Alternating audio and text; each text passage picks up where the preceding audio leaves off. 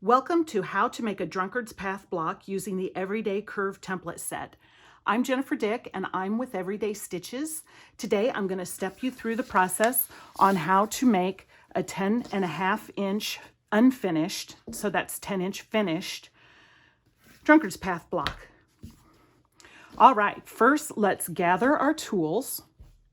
You don't need a lot for this. You need two 10.5 inch squares. You need your Everyday Curve template set, a rotary cutter, and a couple pins. All right, so first of all, you have to determine which is going to be your A piece and your B piece. Your A piece will be the big curve, and the B piece will be the little wedge outer background piece, we call it. Okay, so first let's cut the A piece. So you simply fold your 10.5 inch square on the diagonal, finger press it down, and you use your A curve piece template. So on both the templates, we have a Drunkard's Path fold line marked for you. So it's really easy to remember. Since that's the fold, you line it up to the fold. And you won't mess it up if you always remember fold to fold.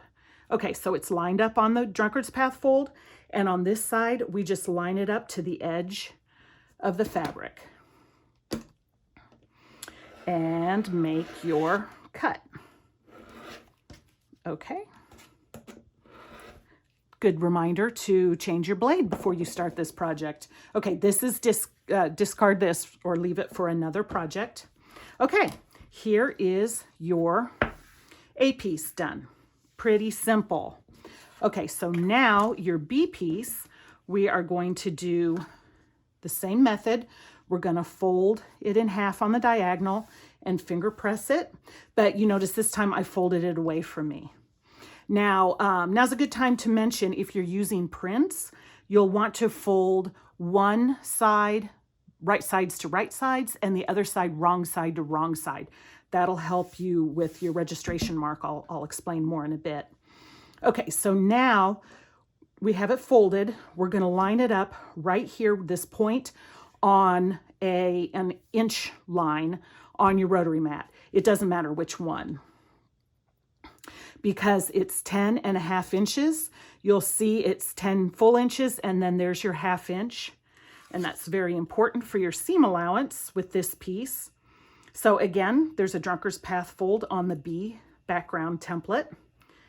You line that up on your fold to fold, and then up here you're going to make sure to line that up a ½ inch in. So you line it up on that inch mark there with the ½ inch overhang, and that'll become your seam allowance. So again, very important. All right, make your cut and reserve this for another project. And now you can see your B piece. Very good. So here's your A and your B. Now let's pin this. We're going to get ready to sew. So if you've folded it wrong side to wrong side and right side to right side, you can see it just lines up perfectly, and you have your little registration mark for the center of your block. No need to measure or anything else. Okay, pin right in that spot. And then down here on the end, you can see this is a flat and this is flat. So just line that up and pin. Oops, it shifted. It is a shifty little booger.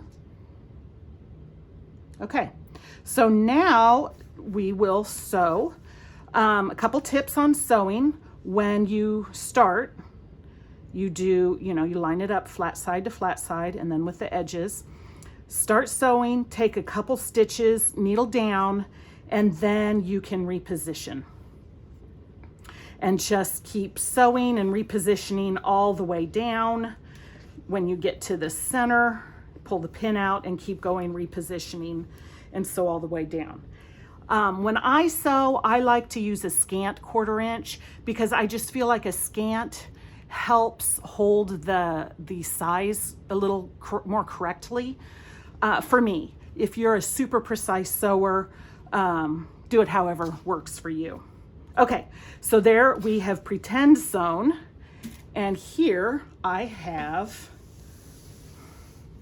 it sewn for you, so you can see how I went along with my scant 1/4 of an inch. Okay, at this point, you can press it either way. You can press it toward the background, or you can press it toward the A piece. I typically, if I have a choice, I press towards the A. I just like the look. It kind of raises that up and maybe gives it an applique feel to it. I don't know. But look at your pattern, and if it doesn't tell you what to do, pick away, and it'll be fine, whatever you choose. So for this one, I like to finger press it first and just get it going, kind of train it in the way you want it to go. And then once it's finger pressed, then I go back and do my real pressing with the iron. Okay, so there you go.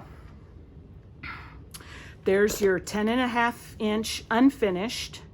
It'll finish 10 inches in your project.